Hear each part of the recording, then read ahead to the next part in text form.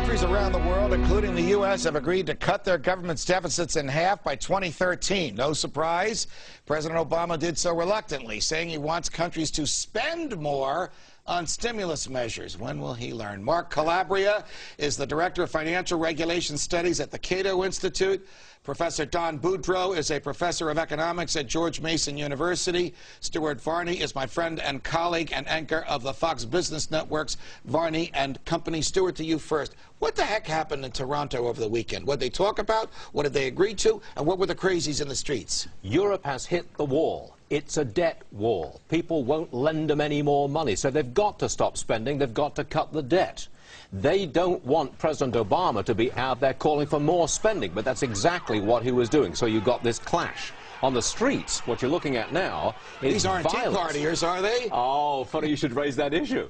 If they were Tea Partiers, and of course they do not behave like that, but if they were, can you imagine what the mainstream media would have done about these demonstrations? Instead, they're just saying, oh, they're anarchists, okay? They're anarchists. In fact, they are radical environmentalists, and they are looking at what President Obama's been saying about the demonization of business and putting it into practice. So, Professor Boudreaux, somehow if the Tea Partiers, if Middle America has a meeting in Fort Worth, Texas, and decides to talk about too much regulation and too much taxes, they're racists and they're bad people. But when these crazies break windows and destroy property and threaten police and innocent bystanders in Toronto, oh, well, they belong to a different political philosophy. It's called anarchism. Give them a little breathing room. What the heck is going on? Well, it's, the mainstream media just doesn't get it. I mean, the mainstream media thinks that anybody who opposes the growth of the state is somehow out of kilter, and they have to be stopped. And Mr. Varney is exactly correct. These people in Toronto are just nuts, but they do get a free pass. It's disgusting. Mark Calabria, did anything good come out of Toronto? I mean, the president on one side of his mouth said, all right, we've got to restrain spending. On the other side of his mouth said he wants more stimulus spendings, which would mean more printing of money or more borrowing and more debt. Well, I think what good came out of it is the rest of the world wasn't in agreement with them. Most of Europe decided they need to actually deal with their deficits.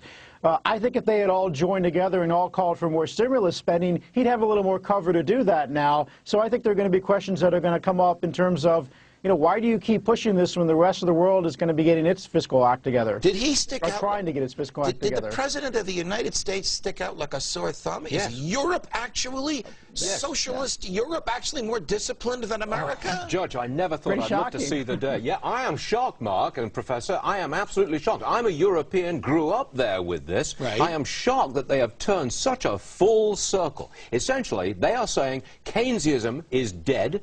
The European neo-socialist model is dead. We have reverse course. That is a shock to the world. All right, Professor Boudreaux, I know you're an economist, but politically, our only hope is to see change in the membership in the Congress, because this president, confronted with the most basic rules of economics, simply won't accept them if the outcome is not to his political liking. Am I right?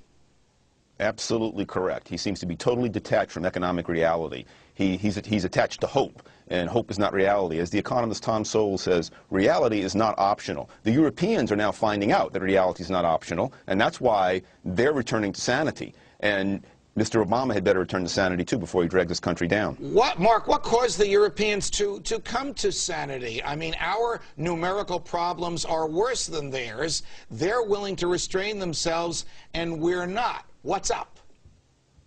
Well, I think what was really pushing them is that the euro is coming under attack in a way that is only slightly less happening to the dollar. So, they need to shore up confidence in the euro. Greece is the canary in the coal mine. Everybody else assumes that the rest of Europe is not far behind. Now, I think we're not far behind either, but they're hitting this a lot sooner than we are, which is why I think they're taking it so seriously now, while the administration here doesn't seem to be giving it sufficient weight. Switching gears, Stuart, you and I have talked about this on Varney and Company. It is my profound view that history gives us a very clear lesson that free enterprise produces a lot more prosperity than centralized planning by a government. I'm switching gears now. Yep. Is not the legislation, the Dodd-Frank legislation, that a meeting of members of both houses of Congress just agreed to and the Congress will vote on, is it not decidedly in favor of centralized planning and against free market? It is a massive extension of executive branch power in a very negative way. It's extending that power of intrusion into private financial institutions and instituting on top of it all a vast new regulatory bureaucracy. Both of those items are negative. It's an extension of government power which will have negative effects on our free enterprise system. Professor Boudreaux, why can't the Democrats in the Congress and the Democrat in the White House recognize the reality of history and of the basic laws of economics, that central planning does not produce prosperity for anyone except perhaps for the planners? They're making political points, and I can't figure out how to make political points. I'm an economist, but Mr. Varney is right about this as well. Not only is this a vast extension of a federal bureaucracy, it gives a lot of discretion to this bureaucracy. That creates uncertainty. Investors like nothing worse than uncertainty. And so, and that uncertainty is going to make job creation a lot weaker. It's going to hurt markets. It's going to make economic growth decline. This is a recipe for massive uncertainty. It's a really, really bad bill. Mark Calabria, today the Supreme Court threw out a portion of Sarbanes-Oxley because of the manner in which people got onto a committee that wrote the rules. Except that that committee's been writing the rules and regulating the accounting profession and intruding into publicly traded and privately held corporations for the past 6 years by the time the case got to the Supreme Court. Won't we suffer from the same thing once the Democrats pass and the president signs Dodd-Frank into law? You hit the nail on the head. This is a terrible bill. It doesn't get at any of the core issues that drove the crisis. I mean, for instance, Freddie and Fannie are completely out of the bill.